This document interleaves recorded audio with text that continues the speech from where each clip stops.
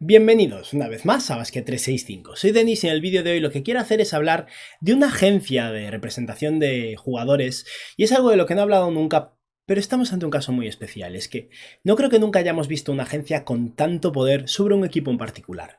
Clutch Sports, como ya sabréis por el título y porque es el único nombre de agencia que conoceréis y que conozco yo, sinceramente creo, es la agencia del mejor amigo de LeBron James y tiene un poder sobre los Lakers desde la llegada de LeBron a ese equipo, incluso desde un poquito antes en la preparación para la llegada de LeBron, que no creo que hayamos visto nunca.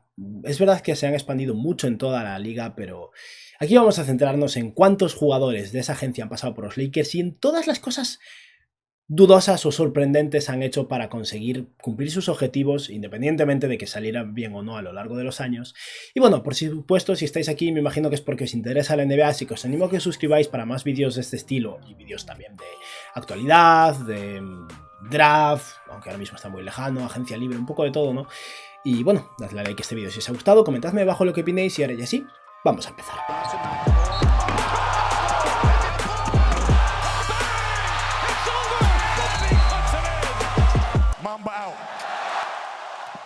Como decía, Clutch Sports es la agencia que conoceréis todos, y es que fue fundada en 2012 por Rich Paul, que es uno de los mejores amigos de LeBron James desde el instituto, o sea, un tío que básicamente llegó hasta aquí gracias a tener el apoyo de LeBron. Está claro que Rich Paul tendrá sus propios médicos, LeBron James le ayuda mucho, pero el hecho de que haya seguido triunfando, conseguido captar más agentes, demuestra que al final es alguien que presiona muchísimo a los equipos, utiliza mucho los jugadores que tiene bajo contrato, digamos, o los jugadores con los que tiene relaciones, con el fin de amenazar a equipos con perder a otros agentes libres si no fichan a quien quieren por quien quieren o si no intercambian. Utiliza mucho su poder, presiona mucho, no creo que gusten los equipos, ¿no? Pero vamos a hablar del caso específico de los Lakers porque es increíble todo lo que han hecho. Todos los jugadores vinculados a esta agencia que han llegado a los Lakers, algunas con contratos cuestionables, y las ocasiones en las que han utilizado a su favor o a favor de LeBron James más bien ese poder que tienen, porque hay dos casos en particular que mencionaremos en la mitad del vídeo y que creo que son muy interesantes. Pero bueno, vamos a repasar entonces a todos los jugadores de Clutch Sports que han estado en los Lakers desde la llegada de LeBron James. Y empezaremos entonces rápidamente, no hay mucho que hablar sobre ellos, con LeBron James, obviamente, que si no me equivoco firmó con Clutch Sports en su fundación en 2012, o sea que estuvo ya en toda su etapa en Cleveland allí, pero obviamente sigue con Clutch Sports y llegó a firmar su contrato con los Lakers así. Y de igual modo Anthony Davis está ahora mismo con esta agencia, y es que el principal indicio que indicó que Anthony Davis claramente iba a irse a los Lakers como estaba en los Pelicans fue el momento en el que obviamente pidió un intercambio, creo que expresamente a los Lakers, y además cambió de agente, dejó a su agente anterior y se pasó a Rich Paul y a Clutch Sports, lo cual ahora mismo se vincula totalmente con los Lakers. No siempre es verdad, pero por eso cada vez que un jugador firma un contrato con Clutch Sports se empieza a mencionar un poco. Zach LaVine firmó y era como LaVine a Lakers. No siempre es así, pero en el caso de Anthony Davis sí tenía mucho peso, y claramente el hecho de que esté Rich Paul de por medio indica que si bien en teoría no hay tampering, claro que hay tampering. Rich Paul habla con LeBron James, habla con todos los directivos de los Lakers, habla con Anthony Davis, todo eso se está negociando por debajo de la mesa antes de que llegue el intercambio, ¿no? Pero eso, Rich Paul es el que lleva el contrato de Anthony Davis también. Y hay otro caso interesante, este realmente salió bastante bien y luego acabó difuminándose un poco, pero vamos a hablar ahora de los jugadores jóvenes, y es que Talen Horton-Tucker formaba parte de Clutch Sports, tenía un contrato con Rich Paul antes de ser drafeado. En el momento que los jugadores salen de la universidad contratan a un agente. Ahora creo que con el NIL, con el derecho a cobrar por su imagen, puede tenerlo antes. Antes era ilegal que un jugador de la universidad, como eran amateurs, en teoría, era ilegal que tuvieran agentes, pero Talen Horton-Tucker, cuando se presentó al draft, firmó con Clutch Sports, ya había relaciones previas.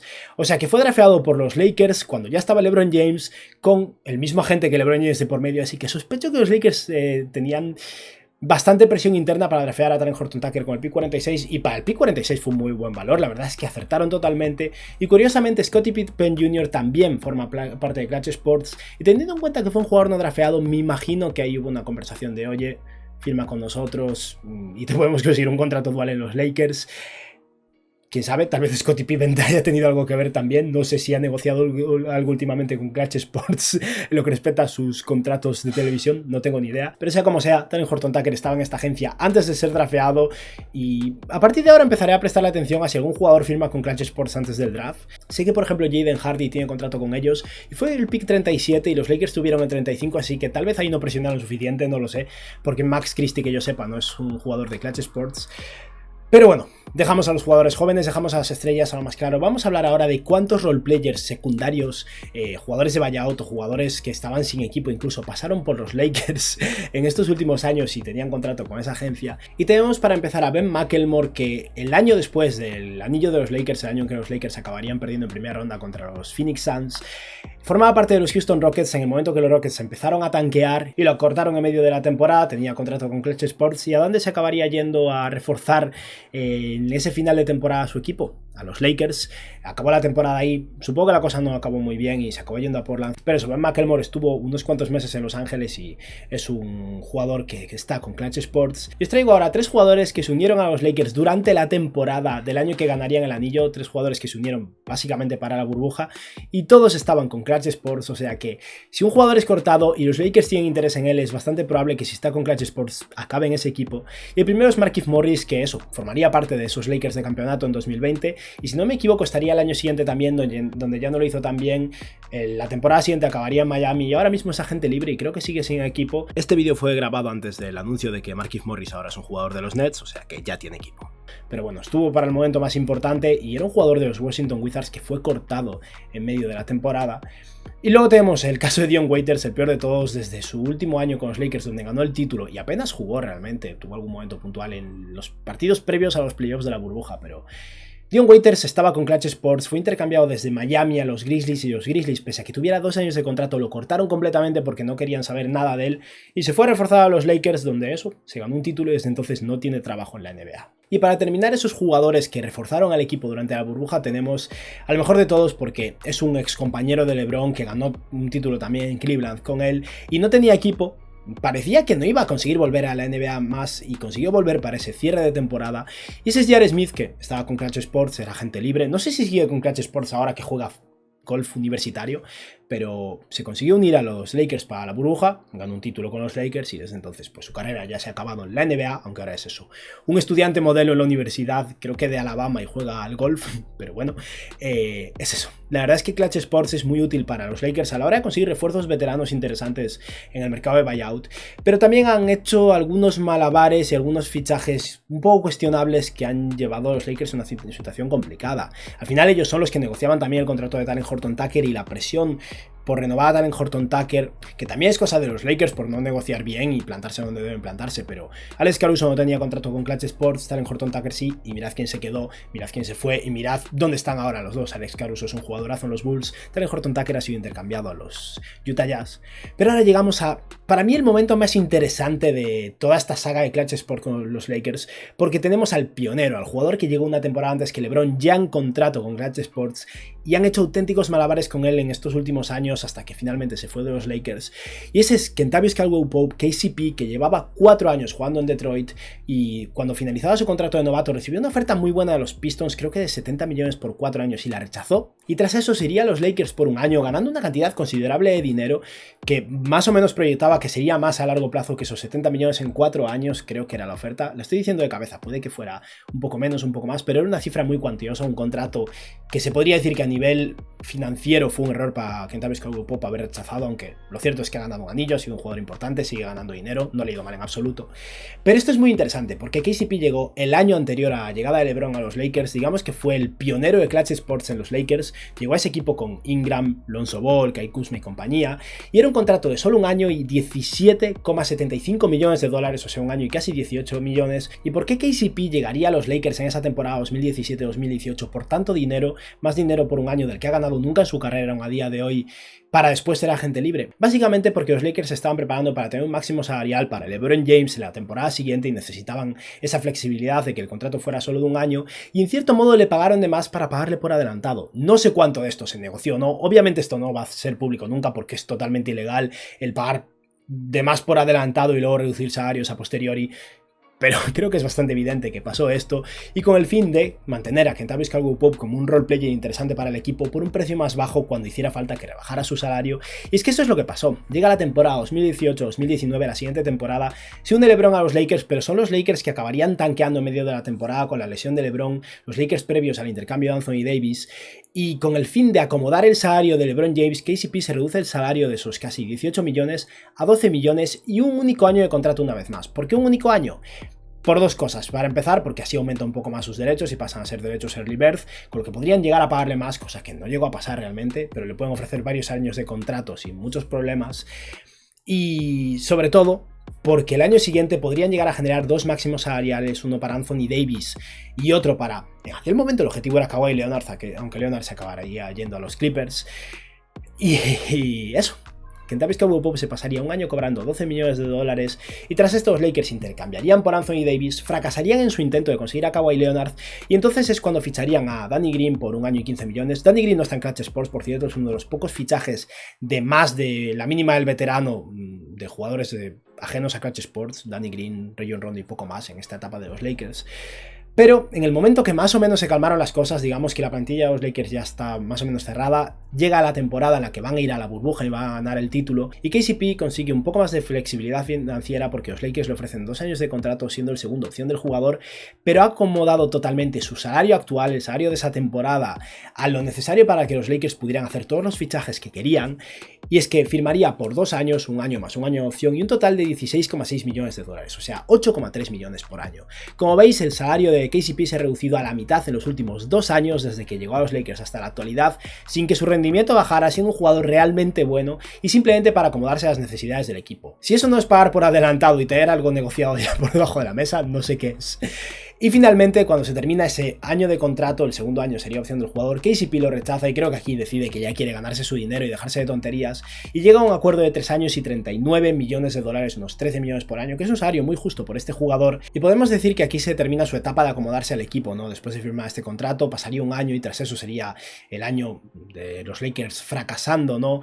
En la primera ronda de playoffs contra los Suns en 7 partidos, luego sería intercambiado por Westbrook y ahora, bueno, estuvo en Washington, está en Denver, ha extendido. Ahora tiene una carrera normal con contratos normales, digamos, pero ha habido unos años muy locos de KCP y básicamente eso es porque tenía el mismo agente que LeBron James y no todo esto no hubiera pasado así. Hubiera querido más dinero, si hubiera ido a otro lado, hubiera querido más estabilidad financiera, no hubiera estado tan dispuesto a firmar contratos tan cortos y sobre todo alterar tanto sus salarios.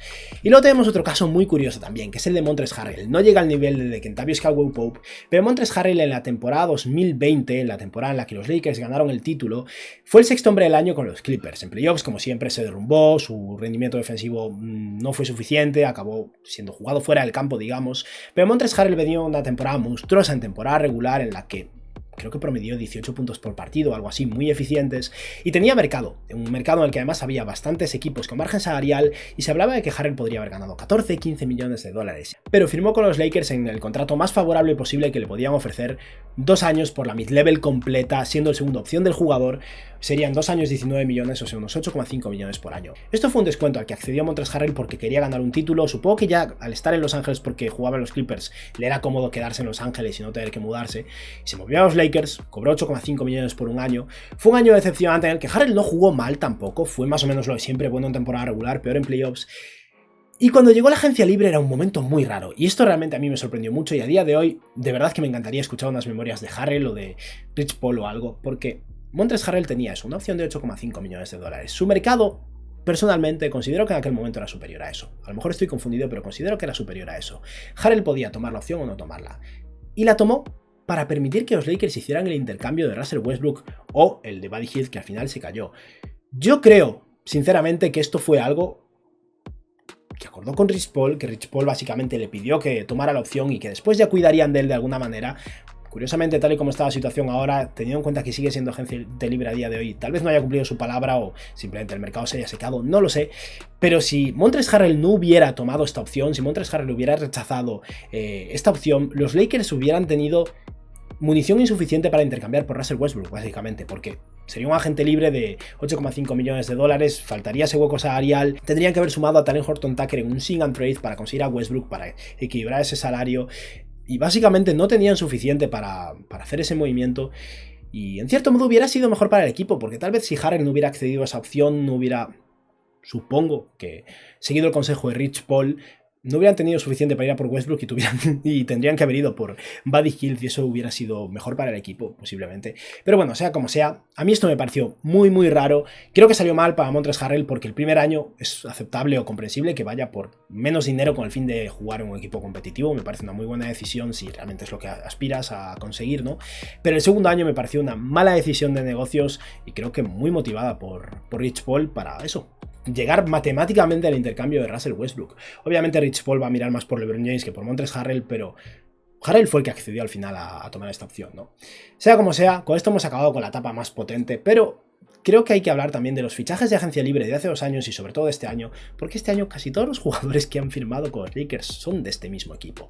Hace 2 años solo hubo un fichaje realmente destacado y es un jugador de Clutch Sports obviamente, Kendrick Nunn, que firmó por algo menos de la mid-level completa, 2 años y 10,3 millones de dólares, siendo el segundo año opción del jugador. Esto salió muy mal porque estuvo lesionado toda la temporada, a ver qué tal está este año, a ver si está bien, pero bueno, es verdad, el agente libre que consiguieron por la mid-level más o menos era un jugador de Clutch Sports. Y llegamos a esta temporada y ha habido más fichajes, jugadores como Damian Jones, pero el jugador que se llevó la mid-level completa de este equipo es un jugador de Clutch Sports, Lonnie Walker, 1 año, 6,5 millones de dólares. Un fichaje un poco raro, un jugador que podría salir bien, pero que no creo que encaje mucho en el equipo. Pero sea como sea, tal vez los Lakers no tenían muchas opciones disponibles en este rango salarial y Lonnie Walker estaba en bandeja porque, bueno, Rich Paul es quien consigue los contratos, ¿no? Y adicionalmente, 2 jugadores de la mínima del veterano que han entrado en el equipo este año, Troy Brown Jr. y Juan Toscano Anderson, también forman parte de esta agencia. He de decir que Juan Toscano me parece de los mejores fichajes que han hecho los Lakers en este verano, ¿no?